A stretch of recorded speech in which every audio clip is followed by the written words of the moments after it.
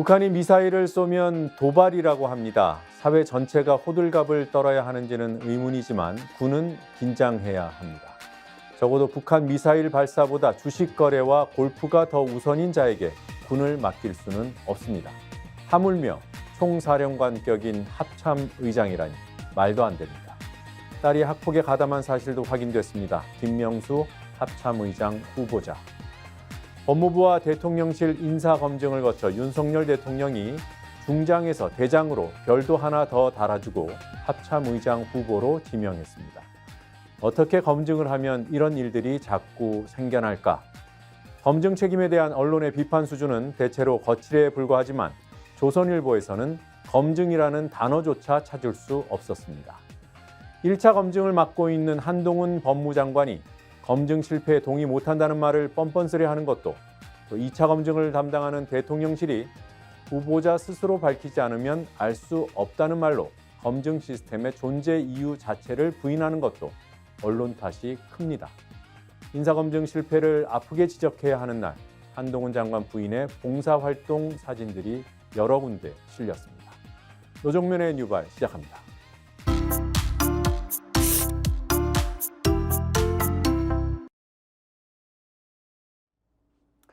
합참의장은 우리 군 서열 1위 총사령관입니다. 그런데 이런 흠이 드러난 사람이 그 역할을 맡을 수 있을까? 북한이 미사일을 쏘면 언론도, 정부도, 정치권도 조금 과장을 하자면 호들갑을 떱니다. 그런 날 정작 군 장성이 주식 거래를 합니다. 군 장성이 골프를 칩니다. 그래서 이 군서열 1위, 이 넘버원의 자질 논란이 제기되고 있습니다. 인사청문회를 했지만 여당에서도 부적절하다는 의견이 나옵니다. 주식 거래 같은 경우에는 근무 시간에 총 53차례나 사고 판 거래 내역이 확인됐습니다. 야당은 합참의장 인사청문회를 하다가 사퇴, 중징계 이 대상이다라면서 청문회장을 박차고 나갔습니다. 여러 언론에서 부실 검증에 대한 지적을 하고 있습니다. 국민일보, 부실 검증 논란 불거질 가능성. 불거졌죠. 가능성이 아니라.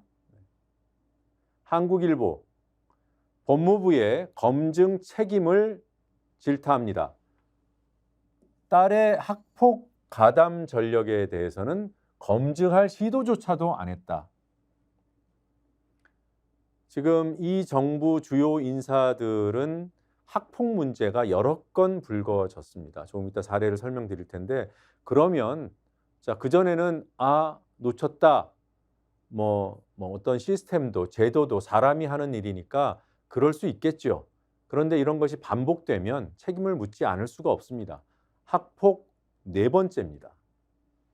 동아일보도 이딴 자질 논란에 부실 검증이라는 지적이 나온다. 논란이 불거질 가능성이 있다, 지적이 나온다, 상당히 객관화하고 있죠. 이게 우리 언론의 현실입니다. 그나마 이렇게 부실 검증을 기사 안에다가 넣어주는 것만으로도 어떻게 보면 고마울 지경이에요. 그렇지 않은 언론들이 너무 많으니까. 그나저나 지금 군 상황이 걱정스럽습니다. 국방부 장관 신원식, 이 사람 논란 끝에 국방부 장관에 임명되기는 했습니다만 임명되자마자 이런 일이 터졌죠. 국회에서 주식 거래 내역 문자를 확인하다가 카메라에 찍혔습니다. 무슨 주식, 몇 주를, 얼마에, 또 사모님의 주식까지 보고를 받고 있어요. 누구에게 맡겼겠죠. 증권사 직원에게. 장 마감 후 어제처럼 총액을 보내달라. 얼마가 됐는지. 여기 매도라고 했으니까 이 2차전지 주식인데 팔고 얼마 됐는지 어제처럼 알려달라. 계속 하고 있는 거예요. 이 국가의 중요한 일을 맡은 사람 이렇게 되면 아예 근무 시간 중이든 아니든 아예 주식 거래를 막아야 된다는 여론이 생길 수도 있습니다. 저는 물론 그런 강압적인 제도는 반대합니다만 이렇게 여론을 무서워하지 않는 강요들이 늘어나면, 주요 인사들이 늘어나면 여론은 나빠질 수밖에 없죠. 참모총장 하겠다는 합참의장 하겠다는 사람은 골프 치고 주식 거래하고 자녀 학폭 사실도 몰랐다고 하죠. 국회의원들이 물어봤을 때 그런 일 없다고 부인했습니다. 그랬다가 증거를 들이대니까 몰랐다고 합니다. 합참의장은 적의 동태에 대해서 알아야 되잖아요. 그런 일들이 몰랐다는 말로 면피가 되겠습니까? 면책이 되겠습니까? 국방부 장관은 이런 사람이고, 그런데 이런 국방부 장관이 취임하자마자 지금 하려는 일이 뭐냐? 시계를 15년 전으로 돌리는 거예요. 정훈국, 시청자 여러분들 중에서 군 다녀오신 분들은 당연히 아실 겁니다. 정훈 교육을 하는 조직입니다. 군의 정훈 장교 그리고 정훈국 산하의 여러 조직들이 있고 군 장병에 대한 교육 강화, 정신교육, 과거 군사정부 때 사상교육 이런 것들을 했죠. 그걸 지금 신원식의 국방부가 부활시키는 것을 검토하고 있습니다. 이 정신교육은 장병들을 시킬 게 아니라 장관이 먼저 받아야 되는 상황이에요. 합참의장 만약에 그 사람이 되면 그 사람은 교육 대상이 돼야 됩니다. 교육을 시키는 주체가 아니라. 경향신문과 한겨레만 비교적 강한 어조로 인사검증 실패에 대해서 질타하고 있어요. 사례를 한번 보겠습니다. 최근 사례, 이균영 대법원장 후보자 국회 임명 동의를 통과하지 못했죠. 재산신고 누락 등 여러 가지 의혹이 나왔습니다. 김행 여성가족부 장관 후보자, 주식 파킹 의혹을 비롯해서 여러 가지 의혹들이 나왔어요. 그랬을 때 한동훈 법무부 장관이 뭐라고 했습니까? 지금 한동훈의 법무부는 인사정보관리단이라는 인사검증 조직을 가지고 있어요. 장관이 최종 결재권자입니다. 이 인사정보관리단이 원래는 대통령실에서 검증을 하던 기능을 굳이 한동훈 장관 아래로 떼온 거예요. 그럼 책임을 져야죠. 문제가 불거지니까 이런 얘기를 했습니다. 법무부는 절차에 따라 기계적으로 자료를 수집하고 의견 없이 대통령실에 넘길 뿐이다. 책임을 회피해요. 그러니까 경향신문이 이렇게 얘기합니다. 더 늦기 전에 윤석열 정부는 인사검증 절차를 대폭 혁신해야 한다. 듣지 않겠죠? 한겨레신문, 뭘 검증했냐고 묻습니다. 검증한 거 없습니다. 스스로도 검증하지 않았다고 인정하고 있어요. 총체적으로 실패했다. 자, 한동훈 장관이 최근 김행 장관 후보자 등에 대한 인사검증 실패 직후에 이런 얘기도 했어요. 과거에도 그랬다. 비슷하게 반복됐던 문제들이다.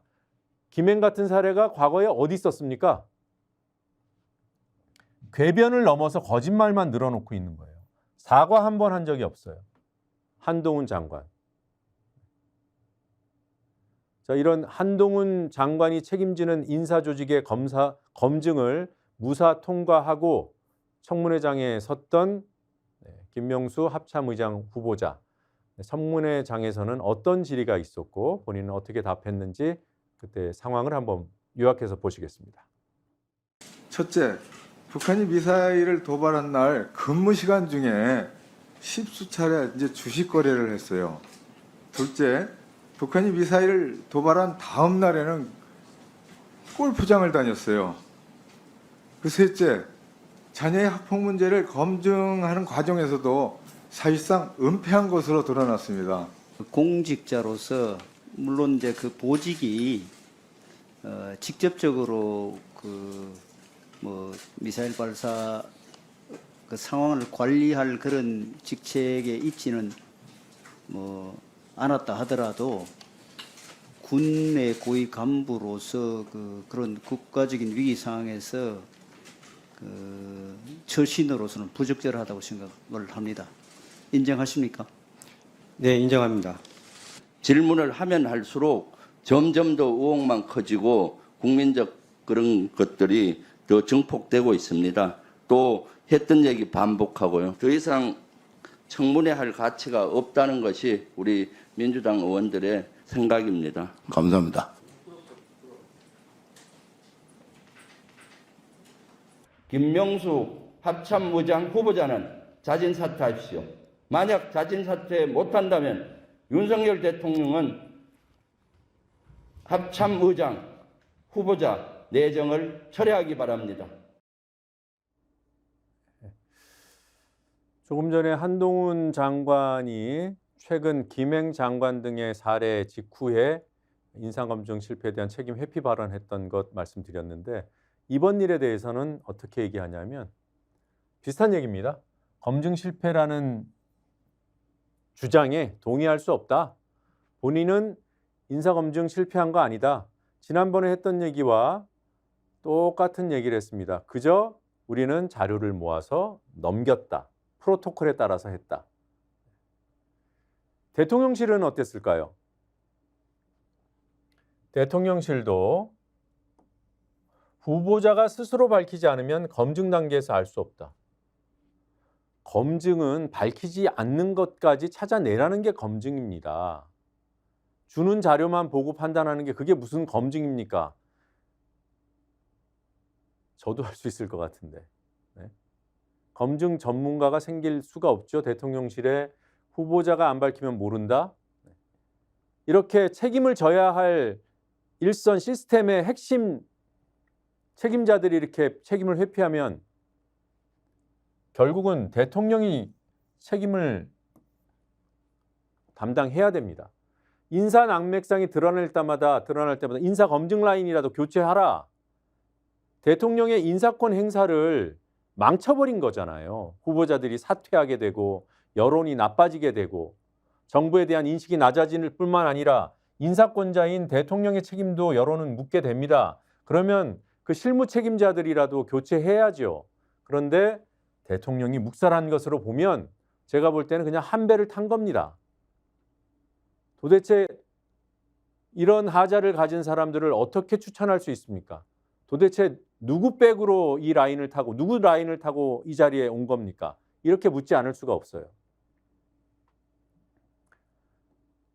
한동훈 장관 인사검증 실패의 중요한 책임자 중에 한 명. 1차 검증은 법무부에서 하고 2차 검증은 대통령실에서 하고, 그런데 이 인사검증 실패의 책임을 인정하고 사과해야 하는 날, 이 한 장관의 부인이 언론에 등장합니다. 지금 보고 있는 이 사진 속 센터에 계신 분이 한 장관의 부인이에요.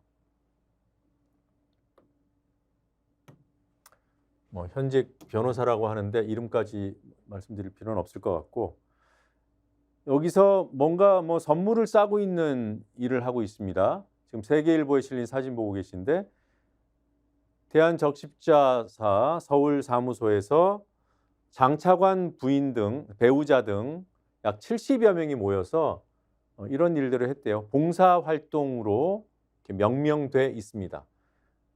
자, 장관 부인들 또 주한 대사 부인들, 근데 주한 대사 부인들인데 외국인은 여기 카메라에 안 잡혀 있고 오로지 이분을 위해서 사진이 찍혔어요. 옆에 계신 분들은 다 배경으로 보입니다.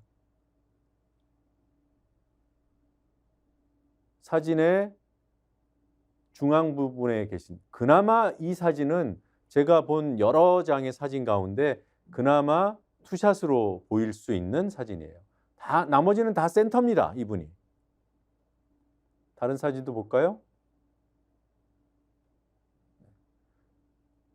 독사진이나 마찬가지죠. 다 센터에 있습니다. 열심히 다 빈상자 같은데 굉장히 힘들어하는 듯한 모습도 볼 수 있고, 열심히 일했을 거라고 믿고요.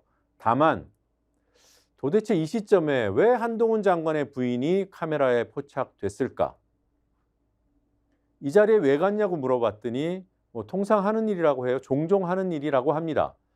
그러면 그전에도 갔다는 얘기인데 이날 기자들은 이곳에 왜 갔나요? 한동훈 장관 부인을 찍으러? 아니면 이 행사를 취재하러? 만약에 행사를 취재하러 갔으면 행사 사진, 행사 보도가 돼야죠. 근데 이거는 개인 보도입니다. 이렇게 사진들 모아놓으면 화보 찍은 것 같아요. 체험 삶의 현장. 누가 이 행사가 있고 누가 참석한다는 걸 누군가 누구에게 알려줬겠죠. 그러니까 이런 사진들만 나오는 거죠. 오늘 한동훈 장관 얘기를 본의 아니게 많이 하게 되는데, 자, 중앙일보 만평을 보고 계십니다. 거대한 이 인물은 한동훈 장관, 그리고 뭔가 폭탄을 쏘고 있는, 입에 이 포신이 물려 있는 걸 보면 말로 말폭탄을 날리고 있는 거예요. 송영길 전 민주당 대표 등 야권 인사들이 한동훈 장관을 막말로 비판하고 있다. 이것이 한동훈 장관을 무럭무럭 자라게 한다. 욕먹고 무럭무럭, 이런 제목이 달린 만평입니다. 이 만평에서 빠진 부분, 한동훈 장관은 본인도 적극적으로 누군가를 공격하지만 이렇게 뭔가 공격을 받았을 때 무시하거나 참는 법이 없어요. 다 되받아쳐요. 그리고 되받아치는 말투가 매우 날이 서 있고 조롱조고 비꼬고, 그래서 모르겠어요. 이렇게 막말을 먹고 욕을 먹고 존재감이 커지는지는 모르겠는데 그 거품 낀 존재감을 스스로 바늘 찔러서 축소시키고 있습니다. 지금 이 만평에는 본인이 제사를 깎아먹고 점수 깎아먹고 있는 과정은 드러나 있지 않아요. 이것이 누구의 기획인지는 알 수 없습니다만 결과적으로는 이런 진짜 80년도에나 통했을 법한 어떤 이 뭔가 희생하고 봉사하고 이런 이미지 조작, 지금은 불가능하다고 보면 됩니다. 오히려 마이너스입니다. 자, 기사를 하나 더 보겠습니다. 국민의힘, 지금 여당 상황이 어떨까요? 이 기사 제목을 한번 보시죠. 인요한 국민의힘 혁신위원장입니다. 윤심을 띄워서 윤핵관을 다시 압박하고 있다. 대통령의 뜻임을 내세워서 반발하고 있거나 또는 입장을 안 드러내고 있는 윤핵관들을 다시 압박한다. 뭐 장제원 의원, 윤핵관의 핵심으로 불렸던 장제원 의원은 지역구에서 세를 과시하고 내놓고 뭐 여기서 죽겠다, 권력자의 그런 압박 본인은 거부한다, 무소속으로라도 나온다, 뭐 이런 얘기를 공개적으로 했고요. 인요한 혁신위원장이 좀 다급했나요?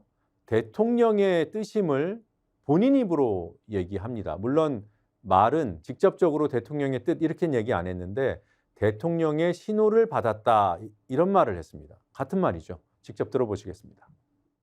대통령을 사실은 거침없는 얘기하려고 한 열흘 전에 제가 좀 여러 사람 통해서 뵙고 싶다고 그랬는데 네. 대통령 직접으로 연락 온 건 아니고요. 아, 직접 온 건 아니고. 예. 아니고 돌아서 온 말씀이 예. 만남은 오해 소지가 너무 크다. 음흠. 그래서 그냥 지금 하고 있는 거를 그냥 소신껏 생각껏 맡아서 임무를 좀 끝까지 그렇게 우리 당과 우리가 필요한 거를 그냥 거침없이 해라. 아. 이런 신호가 와서요. 거침없이 하라는 신호가 대통령으로부터 왔다. 자, 우리가 흔히 윤핵관은 뭐 개혁 저항 세력 또는 지금 현재의 국정 난맥상에 책임이 있는 사람들, 이렇게 이해합니다.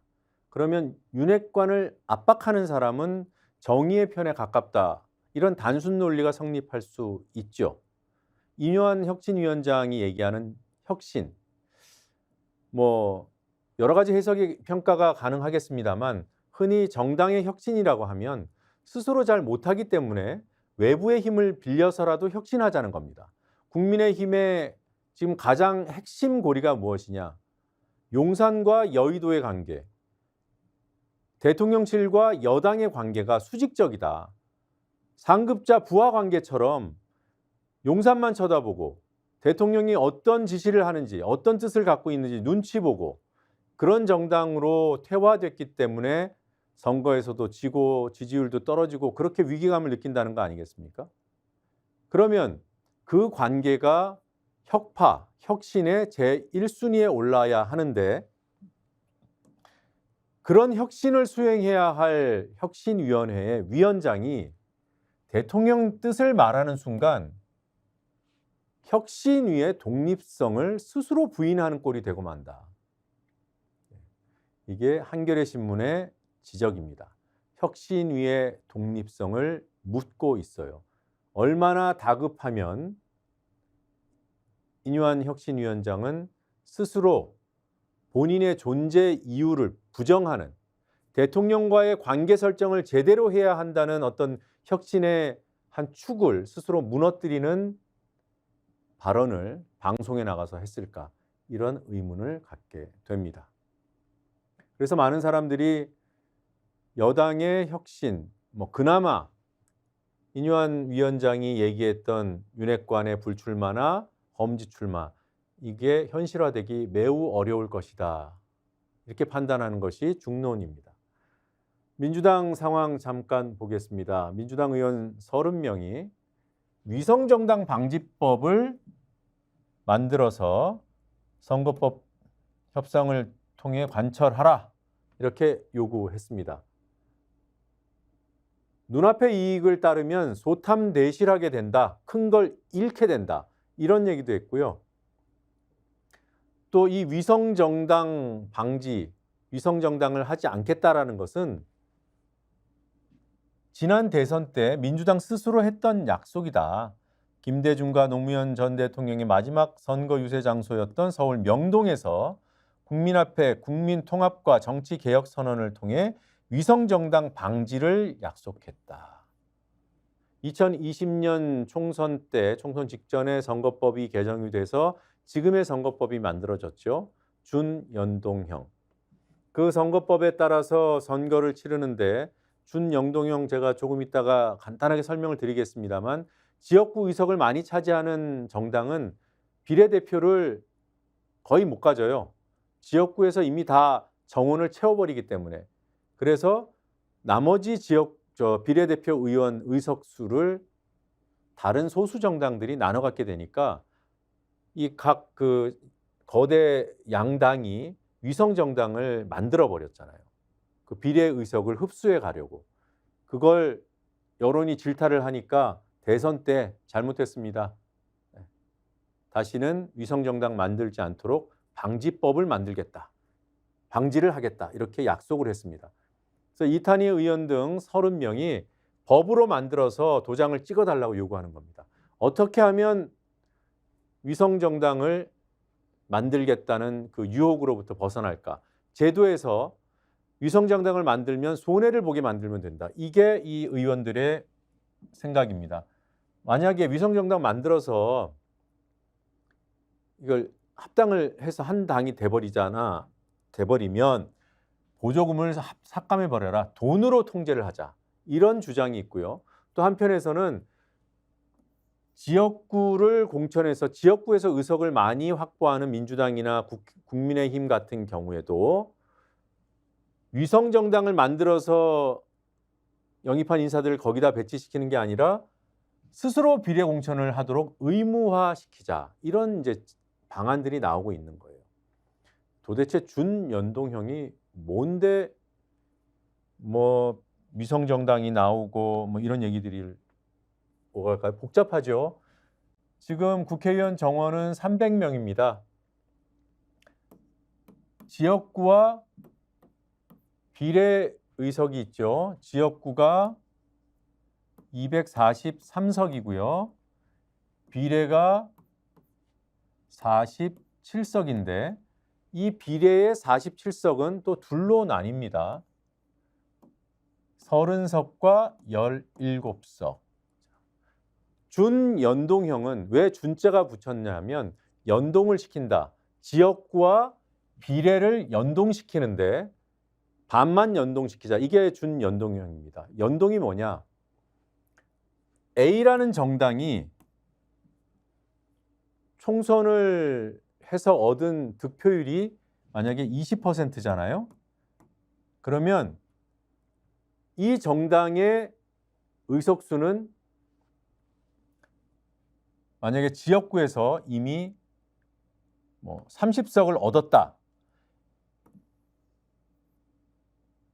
20%면은 60석입니다. 그렇죠? 60석이에요. 자, 간단하게 이런 예를 들겠습니다. 이거 좀 복잡합니다. 죄송합니다.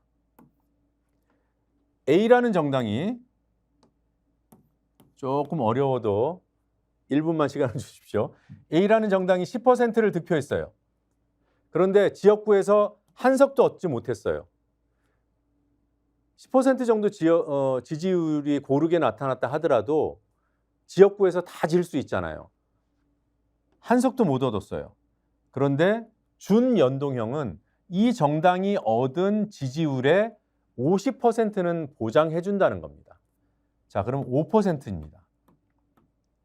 전체 인원수가 300이죠. 5%면 3, 5, 15. 15석은 보장해 주자. 어디서? 여기서. 17석은 뭐지? 이건 기존에 하던 대로.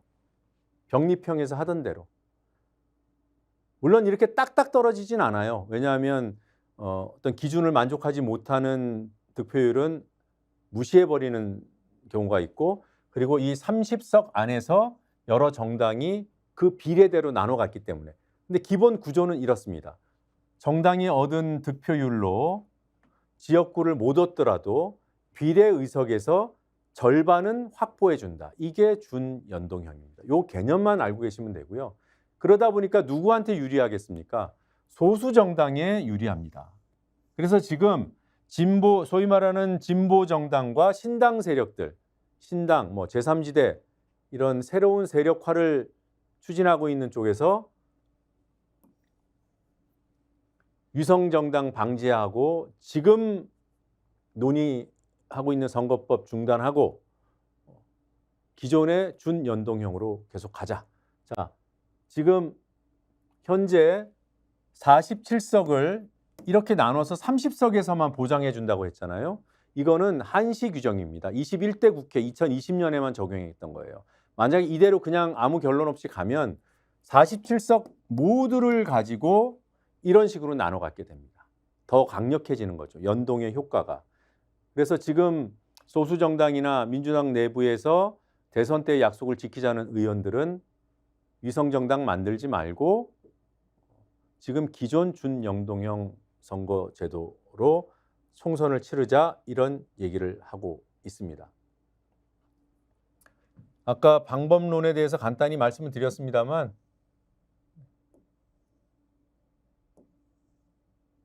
이런 방안들이 제시되고 있는 거예요. 위성정당 만들어서 의석 확보하고 결국은 이제 한 당으로 합칠 테니까 합치면 국고보조금 반납하도록, 이런 안들이 제시되고 있습니다. 이 정도 보죠. 검찰 특활비, 검찰에 대한 일반 시민들의 인식이 그리 좋지 못하죠. 검찰 카르텔, 검찰 공화국 이런 얘기들이 나옵니다. 최근 시사인에서 조사한 검찰에 대한 인식 조사에서도 이 검찰 특활비 때문에 검찰에 대한 인식이 나빠졌다, 이런 응답이 많았습니다. 그런 검찰 특활비, 눈먼 돈, 오남용 사례가 확인이 됐고 검찰총장이 집행하는 돈 규모가 어마어마하고 심지어는 쓰다 남은 돈을 이 회계의 원칙을 어겨가면서 다음 해로 이월시켜서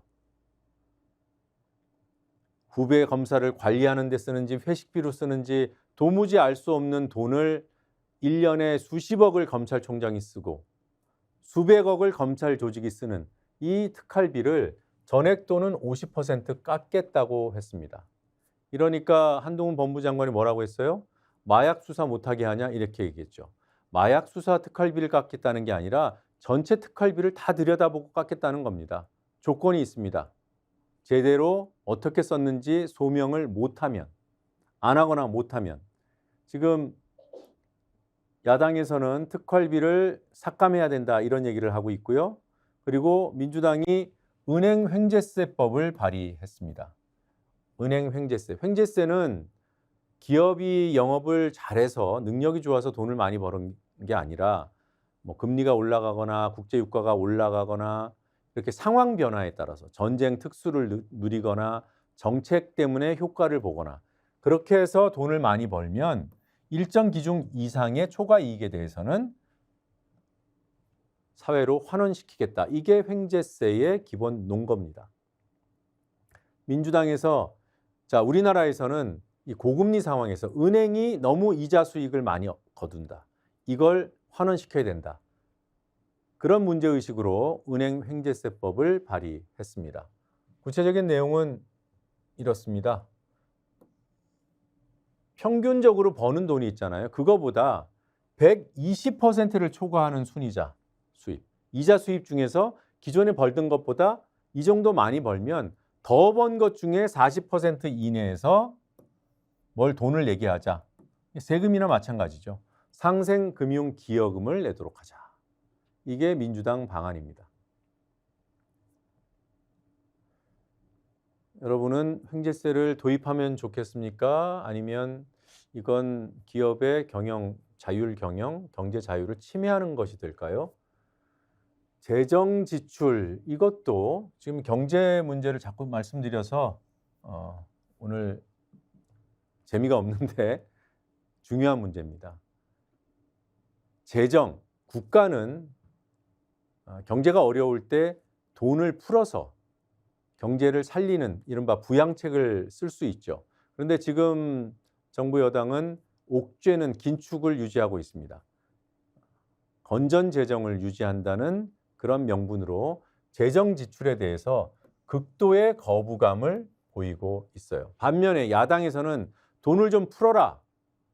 그래야 경제가 산다. 큰일 난다. 이렇게 주장하고 있습니다. 그러면 또 정부 여당에서 재정 지출을 늘리면 물가가 올라가는데 지금 물가 안 그래도 높지 않냐 이렇게 반박을 합니다. 누구 말이 맞을까요? 경북대 경제학과 교수 나원준 교수께서 경향신문에 칼럼을 기고했습니다. 재정 지출을 늘리면 정말 물가가 올라? 일반적으로는 그렇습니다. 제가 잘 모르지만 그래도 여러분들 이해에 도움이 될까 해서 그래프를 하나 그려보겠습니다. 이게 총 수요고요. 수요 공급에서 총 수요. 얘는 총 공급. 이 두 개가 만나는 데가 물가. 이렇대요. 경제학자들이 그렇게 얘기합니다. 재정 지출을 늘리면 얘가 이렇게 움직입니다. 아이고, 이게 그려져 버리네요. 그릴 건 아닌데. 이 선이 재정 지출을 늘리면 옆으로 이동합니다. 그러면 만나는 점이 이렇게 되니까 물가가 오른다. 이런 단순한 비판을 지금 정부 여당에서 하는 거예요. 재정 지출을 늘리면 총수요를 자극해서 돈이 풀리니까 뭘 사는 사람이 늘어나는 거죠. 그러면 이 그래프가 이렇게 이동합니다. 이렇게 이동하면은 총 공급은 그대로인데 수요가 늘어나니까 가격이 올라가죠. 네, 그럴 법해요. 그런데 필자가 얘기하는 건 이겁니다. 경제 활동 수준이 침체 상태일 때는 지금 현재 경기처럼 침체 상태일 때는 공급은 수평선에 가깝다. 아까 그림을 그려놨던 이 공급선이 수평이라는 거예요. 침체기에는. 그러면 총수요가 늘어도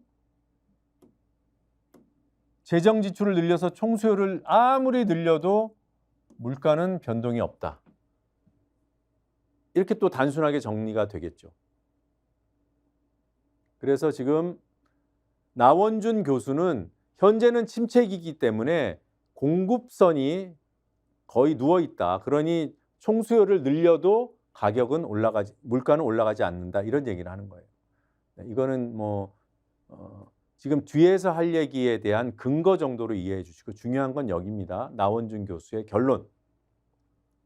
최근 물가 상승은 석유나 농산물 같이 공급 여건에 따라서 작황이 나쁘거나 국제 유가가 올라가거나 이럴 때 가격이 좌우된다. 여기에 가격이 좌우되기 때문에 돈을 풀든 말든 상관이 없다. 지금 올라간 물가는 돈을 풀든 늘리든 우리가 돈을 푼다고 해서 국제 유가가 떨어지는 거 아니잖아요. 그렇죠? 우리가 돈을 푼다고 해서 사과값이 떨어지는 거 아니잖아요. 그 얘기를 하고 있는 겁니다. 이런 품목은 재정 지출하고는 무관하다. 이런 얘기도 했습니다. 우리가 이제 우크라이나 또는 중동 이런 불안한 전쟁 상황 때문에 물가에도 영향이 미치고 있는데, 특히나 곡물 같은 거, 우리가 긴축 재정을 하면, 돈을 좀 아끼면 우크라이나 전쟁이 끝납니까? 이런 얘기를 하고 있는 거예요. 이 경제학과 이 교수님인데 되게 얘기를 쉽게 해주십니다. 뜬구름 같은 이유를 대며 긴축을 주문하는 보수 경제학자들, 보수라는 규정에는 저는 잘 동의가 안 됩니다만, 곡학아세, 세상을 속이고 있다. 학자들이 정부를 부추겨서 계속 돈줄을 죄야 된다. 자, 결론입니다. 앞에서 제가 말씀드렸던 내용들 다 잊으셔도 돼요. 이 결론에만 주목해 주십시오. 서민을 죽이는 진짜 범인은 부자와 재벌 세금 깎아주느라 침체 상태의 경제를 기어이 더욱 망가뜨리고 마는 긴축 재정이다. 부자 감세하고 법인세 깎아주고 이러니까 정부에 돈이 없잖아요. 이 긴축 재정 때문에 경제가 망가지는데 부자 감세, 재벌 세금 깎아주기 또 하겠다는 겁니다. 주식 양도세, 대주주들한테만 적용되는 주식 양도세 깎아주겠다고 하고, 상속세 깎아주겠다고 하고. 공수처 얘기 하나만 더 해보죠. 오늘 밑줄짝 마지막 아이템입니다. 또 하나의 공수처 희극, 또 하나의 공수처가 아니라 또 하나의 코미디. 검사들을 스피치 학원에 보내겠다. 조선일보 보도에 따르면 공수처가 내년에 검사 스피치 교육시킬 예산을 좀 주세요라고 했다는 거예요. 이 말이 맞다면 과연 웅변, 발성, 시선 처리 이런 거 잘해서 구속 못 시키던 거 구속도 시키고 판결 지는 거 이기고 이렇게 될까요? 그렇게 조선일보가 묻고 있습니다. 안 그래도 동네 북 체포 구속 실적이 전무하다, 출범 후 4차례 청구한 구속영장 모두 다 기각됐다. 4대 빵. 맞습니다. 이랬습니다. 분위기 안 좋고 검사 발령 내면은 사표 줄줄이 내고 그렇게 해서 욕을 먹어요. 진영을 보수 진보로 나누면 양쪽에서 다 욕 먹습니다. 너희들 뭐 하고 있냐. 그런데 스피치 학원에 보내면 못하던 수사를 하냐, 이런 얘기를 하는 겁니다. 동네 북인데 매를 더 벌고 있습니다. 그런데 하나는 좀 짚어봐야 될 것 같아요. 공수처가 공정한 평가의 기회를 보장받았던가? 공수처는 출범 이래로 한 번도 정원을 채워본 적이 없습니다. 검사와 수사관 그리고 행정 이렇게 크게 이렇게 세 인력들로 구성이 되는데 단 한 번도 정원을 채워본 적이 없어요. 그리고 수시로 이런 언론들이 비판합니다. 비판받는 조직 내부 분위기가 좋을 수가 없죠. 칭찬을 해줘야 으쌰으쌰하고 실력이 더 발휘되고 이럴 수 있을 텐데 이렇게 비판하고 그리고 수사기관의 협조를 제대로 못 받고 수사기관 간에는 협조 관계가 있어야 됩니다. 혼자서 잘난 맛에 수사할 수 있는 기관은 아마 없을 거예요. 근데 이런 상황을 감안하면 공수처가 좀 안쓰러워 보이기도 하고 정원을 좀 더 확대해 줘야 되는 것이 아닌가라는 그런 논의도 국회에서 실제로 있기도 합니다. 법안도 발의돼 있고요. 그런데 그런 것들을 감안하더라도 이 스피치 학원은 이해가 잘 안 됩니다. 조금 있다가 발라서 버릴 기사들도 살펴보도록 하죠.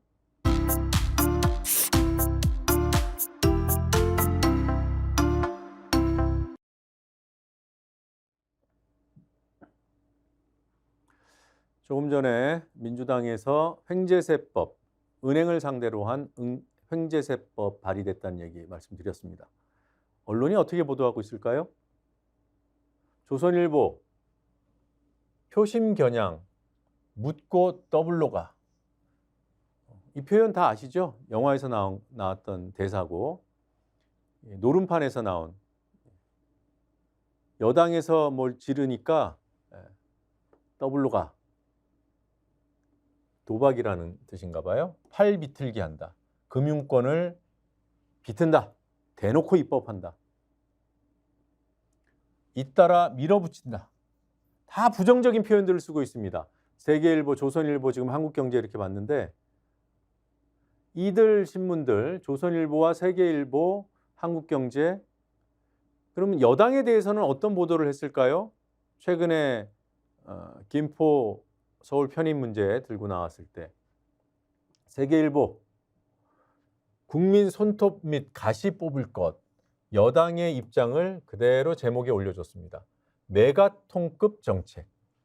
메가톤급 정책. 조선일보 정책 드라이브.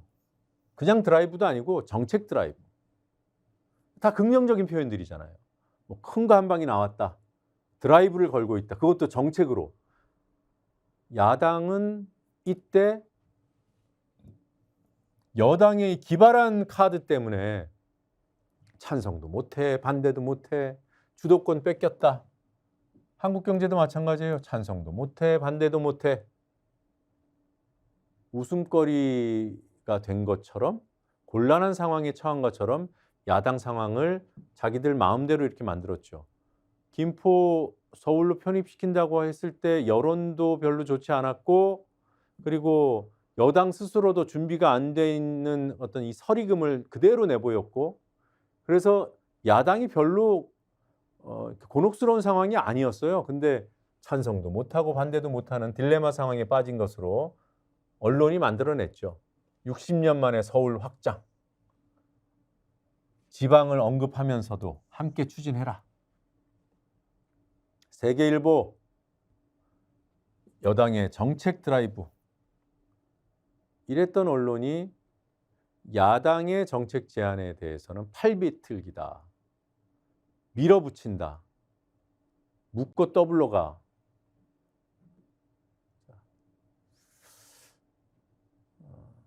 정치 뉴스를 많이 소개해드리고 있는데요.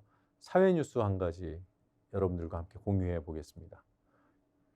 제목이 이렇습니다. 일본 얘기로 KBS가 작년에 보도했던 거예요. 일본 거리의 아이들 토요코 키즈 그리고 지뢰개 생소한 용어들이실 겁니다. 간단하게 설명을 좀 드리죠. 이 토요코 키즈와 지뢰개는 지금 일본 청소년 문제를 표현하는 용어 중에 하나로 그렇게 쓰이고 있다고 합니다. 일본의 청소년 사회 문제 가운데 토요코 키즈라는 말이 있는데 이 말의 어원은 일본 도쿄에도 있는 그 토호 극장이라고 있대요. 그 토호 극장의 토와 그 극장의 옆이라는 요코 이 두 개를 합성하고 키즈를 붙인 거랍니다. 토, 요코, 토호 극장의 옆에 모이는 아이들 이런 뜻이랍니다. 거기에 가출 청소년 등이 모여서 사회 문제를 일으키고 있다. 그 도쿄의 한 공간에 뭐 이런 뜻인데 그럼 지뢰계는 뭐냐? 이 청소년들이 보니까 좀 특이한 복색을 하고 모이더라. 그 복색은 일본 애니메이션에서 나오는 뭐 복색들, 뭐 모노톤, 통굽, 부츠, 그러니까 좀 튀어 보이는 그런 복색들을 하고 모이는데 게다가 이들은 지뢰같이 불안한 사람들이다. 이렇게 규정을 하는 거예요. 지뢰 밟으면 터지잖아요. 그러니까 정신이 불안하거나 그래서 갑자기 이렇게 폭발하는, 터져버리는 그런 상태의 아이들이 뭐 어른 시각으로는 이상한 옷 입고 이상한 아이들끼리 어울려서 한 군데 모여가지고 문제를 일으킨다. 뭐 이런 뜻으로 쓰이고 있답니다. 그런데 조금 전에는 KBS가 일본의 사회 현상을 소개하는 보도였어요. 지금 보고 계신 보도는 지난달, 한 달 전 한국 언론들의 보도입니다. 토요코 퀴즈 문화. 홍대에도 들어왔다. 서울 홍대 근처에 경의선 책거리가 있죠. 거기에 마치 토요코 퀴즈 같은 한국의 청소년들이 모인다. 그래서 경의선 퀴즈라고 부릅니다. 그것도 언론이 다 만들어낸 거예요. 경의선 퀴즈. 충격의 한국판. 충격의 한국판. 홍대에서 퍼지는 일본 토요코 퀴즈. 지뢰계, 홍대 지뢰계. 그런 복장을 하고 뭐 짧은 치마, 공주풍 뭐 그 옷, 통굽, 부츠 이런 것들 복색을 하고 모여서 뭘 하냐? 보십시오. MBN, 조선일보, SBS 뭐 이런 데예요. 남자 만나 돈 벌고 처벌도 안 받았어요. 이런 사례를 소개합니다. 한 달에 150만 원 정도 번다. 이른바 조건 만남을 통해서 성매매를 하고 있다는 얘기를 하는 겁니다. 제목들 보세요. 30분 만남에 15만 원, 성관계 30만 원. 조선일보입니다. 조선일보. 돈만 주면 할아버지도 오케이. SBS. 김행씨의 위키트리 30분에 35만 원. 폐륜짓. 할아버지랑 데이트. 아니 만약에 방심위원회가 정말 인터넷 언론 심의를 하겠다면 이런 거부터 하세요. 이런 거부터. 할아버지도 돈 주면 데이트.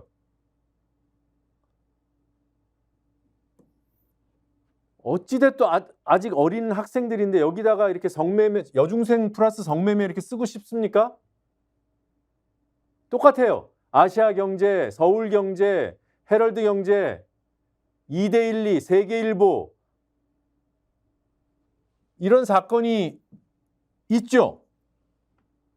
이례적으로 범죄, 범법행위는 극히 소수가 이례적으로 일으키는 겁니다. 언론에 보도되니까 이런 게 막 일어나는 것 같죠.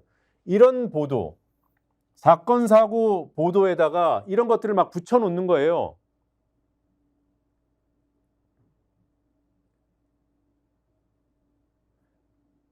누군가의 눈에, 누군가의 복색, 옷차림, 말투, 행동 이런 게 거슬릴 수 있어요. 다 개개인의 취향이 있기 때문에. 그런데 이 같이 사는 이 공동사회에서 나와 취향이 달라도 존중하려고 노력하는 것. 그게 기본적인 시민사회, 지금 사회를 살아가는 시민들의 기본적인 예의고 기본적인 자세죠. 그런데 언론이 쟤네들은 성매매나 하고 이런 애들이야. 아주 문제 아들이야. 여중생이 할아버지랑 데이트하고 뭐 30분 만나고 35만 원 벌고 이런 얘기. 어떤 말도 안 되는 유튜버가 영상 하나 올렸는데 그 내용을 그대로 받아 쓴 겁니다. 얘네들이. 예? MBN 조선일보 같은 이런 걸 쓰는 이런 보도 이런 것들을 기사라고 올리는 어떻게 언론입니까 이게? 네. 그러면 이런 현상들은 어떻게 바라봐야 되나? 뭐 정말 문제 있는 거 아니야? 문제 있을 수 있죠. 실제로 그런 사건들이 있을 수 있어요. 근데 그거는 극히 이례적이고 그거를 일반화하면 안 된다는 겁니다. 일반화하는 순간에 그런 옷차림을 하고 있는 사람들은 다 이렇게 보이는 거예요. 혐오하게 만듭니다. 배격하게 만듭니다. 혀를 차게 만듭니다. 근데 여러분들이 혀를 차야 할 대상은 이런 언론들이라는 말씀을 굳이 드리는 겁니다. 이미 그렇게 알고 계시겠지만 한 번 더 강조해서 말씀을 드렸습니다. 네. 쪽지시험 먼저 보여드려 버렸네요. 네. 문제 다시 닫습니다. 1분 뒤에 와서 여러분들과 함께 쪽지시험 풀어보겠습니다.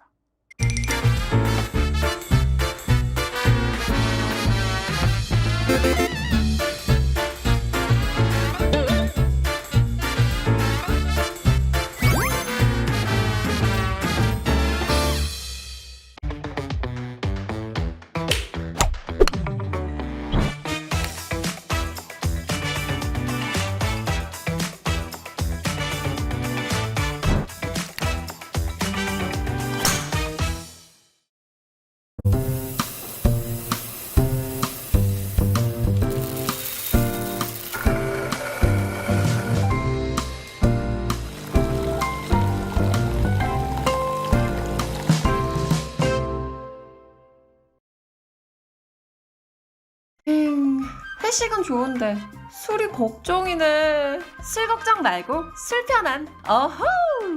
제가 술이 약해서 술 걱정 말고 술 편한 오호.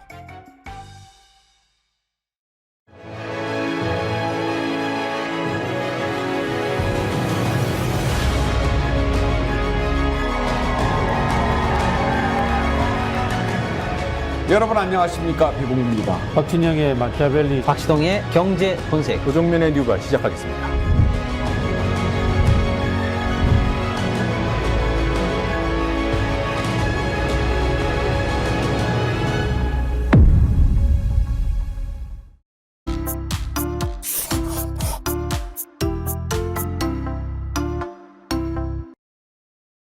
네, 1번부터 풀어보죠. 김명수 합참의장 후보자 각종 의혹이 사실로 드러났습니다.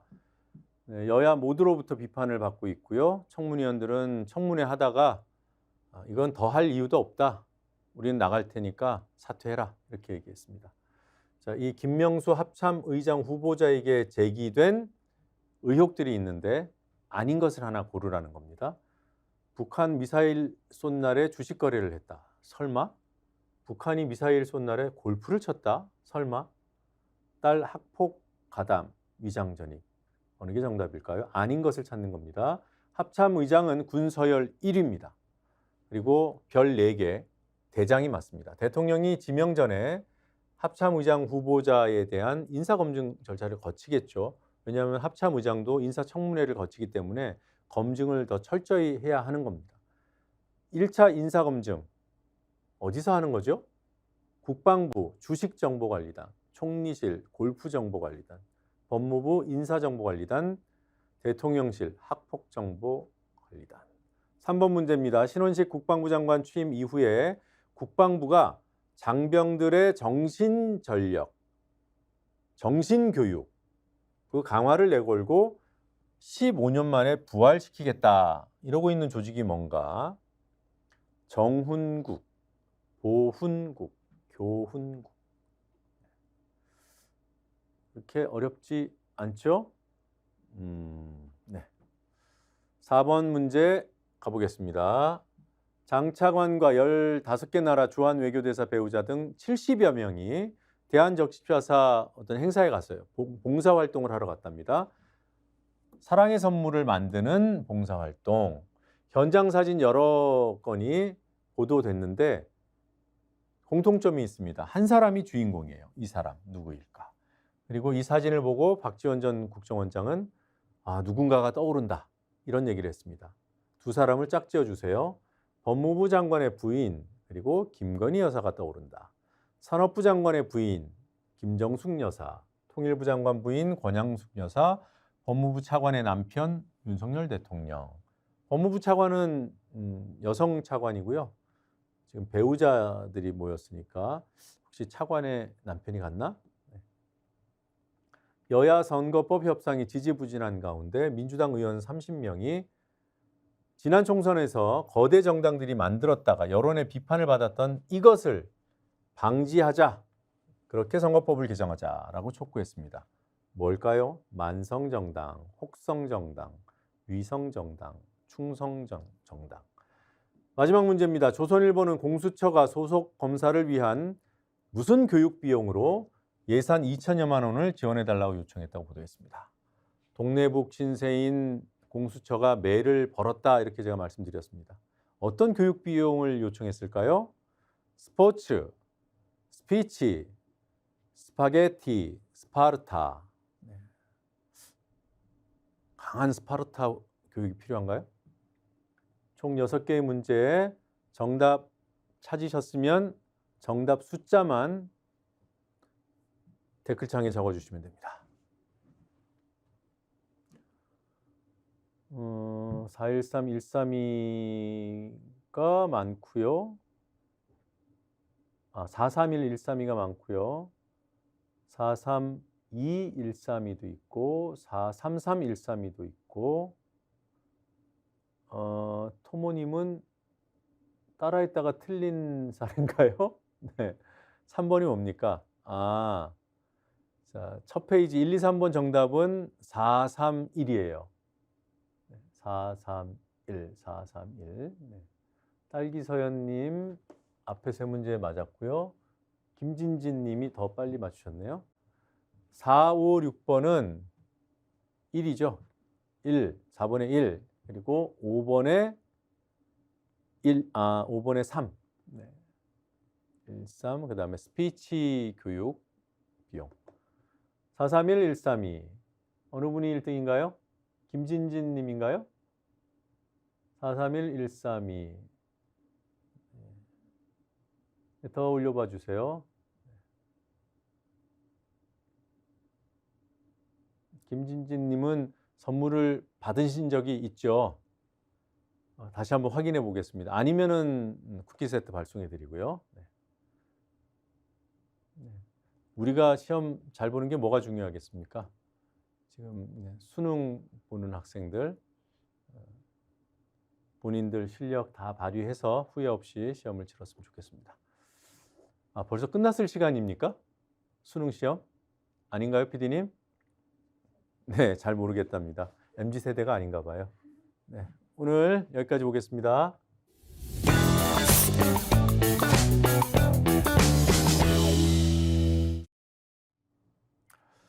네, 조금 전에 살펴봤던 경의선 퀴즈, 일본 토요코 퀴즈에 대응하는 한국형 청소년 문제 이런 식으로 조어가 이루어졌고 지뢰개, 일본에서 온 은어, 특정한 옷차림을 하고 모이는 학생들 그런데 지뢰가 터지는 것처럼 정신이 불안하고 그런 규정들. 그런데 그렇게 불리는 청소년들이 낙인을 찍지 마세요 라면서 모였습니다. 그 경의선 거리에. 경의선 책거리에 지뢰개 문화를 향유한다. 본인들은 스스로 우리는 지뢰개 문화를 향유하고 있어요 라고 주장하는 청소년들이 모였습니다. 근데 이들은 본인들은 정신이 불안하거나 이런 나쁜 의미의 지뢰개가 아니라 지금 지뢰개로 불리는 사람들이 입는 그 옷차림이 내 취향에는 맞아서 그렇게 입고 다닌다라고 얘기하고 있습니다. 근데 어른들은 그런 것도 제대로 모르고 가출 청소년, 문제 일으키는 청소년, 심지어는 언론이 성매매까지 한다고 막 일반화하니까 거기에 휩쓸려서 우리들을 낙인 찍고 이상하게 쳐다보고 심지어 욕하고 거기에 인식 전환을 요구하고 있는 겁니다. 이 경향신문 보도인데요. 자, 이 문제를 다루고 싶으면 적어도 이 정도 취재를 해서 이 정도 시각으로 다뤄야 기사, 보도에 가치가 있는 거 아니겠습니까? 전문가들은 청소년의 주체성과 하위 문화를 존중하지 않는 채 지뢰개 등 비정상으로 낙인 찍는 것이 문제를 키운다. 사회가 전반적으로 특정 집단을 낙인을 찍어버리면 그 사람들은 어떻게 살라는 겁니까? 지금 이 기사에서 이 표현은 동의하기가 어려워요. 하위 문화. 문화는 상하가 존재하지 않죠. 주류, 비주류는 있을 수 있어요. 바로 다른 문장에서는 정정이 되어 있습니다. 발생한 원인은 생각하지 않고 어떤 특정한 문화가 왜 발생했을까? 왜 이런 현상이 나타나지? 이거 없이 위험한지 아닌지 따지는 것은 전혀 도움이 되지 않는다. 차별적으로 인식하고 함부로 판단하는 것이 더 청소년들을 위험하게 한다. 어떤 어른들은 그럽니다. 따끔하게 혼내줘야 바로 잡힌다고. 그렇지 않아요. 조건만 남은 청소년에게 성적 목적으로 접근하는 그 어른들이 본질적인 문제이지, 아직 더 성장해야 하는 청소년들, 보호받아야 하는 청소년들, 내몰려 있는 청소년들의 책임으로 그 특정 사례를 그렇게 몰아치면 안 된다, 이런 얘기를 하고 있습니다. 이 기사를 읽고 간단하게 여러분들과 공유해 볼 문장을 정리해 봤습니다. 돈으로 사는 것도 어른이죠. 그리고 사례를 부풀려 키워서 마치 저 집단 전체가 뭔가 문제가 있는 것으로 매도하는 것도 어른입니다. 그리고 그렇게 보여주는 기사들 믿고 낙인 찍어버리는 것도 어른이에요. 그래서 그들을 혐오하게 만드는 것도 어른입니다. 본인도 혐오하게 되지만 주변에 있는 사람들하고 같이 혐오하게 만듭니다. 우리가 어른답다는 말을 씁니다. 아, 넌 참 어른답다. 이 말을 계속 쓸 수 있을까? 이런 생각을 해봅니다. 네, 오늘 순서는 여기서 마무리하겠습니다. 이어지는 메모까지 확인해 주시기 바랍니다. 고맙습니다.